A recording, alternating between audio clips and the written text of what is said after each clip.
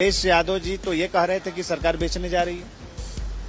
आज तो हम तो उसका नया प्रकल्प लेकर आ गए, वहाँ स्पोर्ट कॉम्प्लेक्स बनाने की हम बात कर रहे हैं। युवा हैं, उनको हम तरह तरह के प्रकल्प देने की बात कर रहे हैं।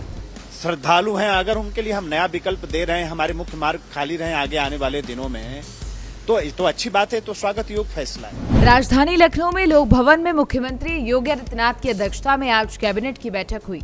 इस बैठक में 30 अहम प्रस्तावों पर मोहर लग गई है। कई विभागों के महत्वपूर्ण प्रस्तावों को हरी झंडी भी मिल गई है। बैठक के बाद मीडिया को फैसलों की जानकारी देते हुए बताया गया है कि लखनऊ आगरा एक्सप्रेसवे और पूर्वांचल एक्सप्रेसवे को जोड़ने वाले लखनऊ लिंक एक्सप्रेसवे के निर्माण का प्रस्ताव और बुंदेलखंड औद्योगिक विकास प्राधिकरण नियमावली का प्रस्ताव भी पास हो गया है। इसके अलावा कैबिनेट में JPNIC सेंटर को चलाने के लिए लखनऊ विकास प्राधिकरण को अधिकृत किया गया है।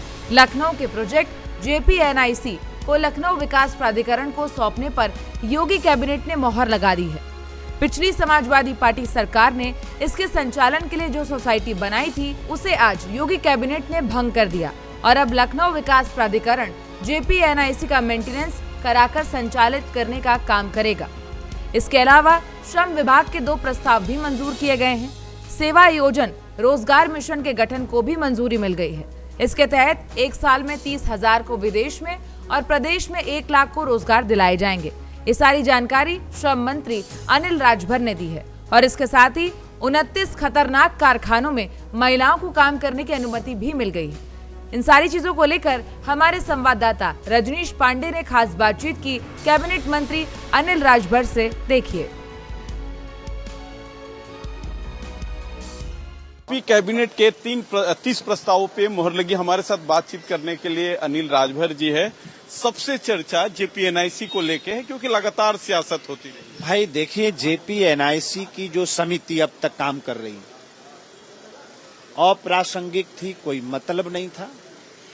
आज उसको सरकार ने खत्म करते हुए उत्तर प्रदेश के अंदर लखनऊ का हमारा जो LDA है, JPNIC के संचालन का, उसके निर्माण के जो काम शेष रह गए हैं, उस काम को पूरा करने का सारी जिम्मेदारी LDO को दिया है। अनिल भाई, लेकिन लगातार अखिलेश यादव का आरोप है कि आप लोग विकास बर्दाश्त नहीं कर पाते हैं। वो बनाई थी इमारत, उसमें है कि अखिलेश यादव जी तो ये कह रहे थे कि सरकार बेचने जा रही है।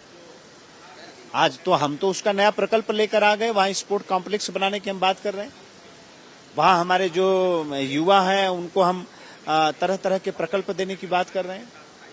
जो काम वहाँ शेष रह गया उसको और आगे बढ़ाने की बात कर रहे हैं। कांवड़ पथ को भी लेके कुछ फैसले हुए? हाँ, बिल्कुल हुआ है। अगर हमारे जो कांवड़िया हैं, जो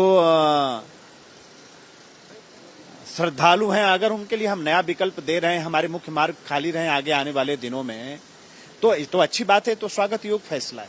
अंतिम सवाल लेते, JPNIC पे चापर कब उतरेगा, क्योंकि उस पर हेलीपैड भी बना है? उसी की व्यवस्था हम कराने जा रहे हैं। हमारे साथ अनिल राजभर थे, कैबिनेट मंत्री। उन्होंने कहा कि जल्द ही JPNIC लोगों को सौंपा जाएगा और सरकार लगातार काम करे। हालांकि अखिलेश यादव का आरोप पे उन्होंने कहा कि उनका काम आरोप लगाना है। सहयोगी राहुल चौहान के साथ रजनीश पांडे, भारत एक्सप्रेस, लखनऊ।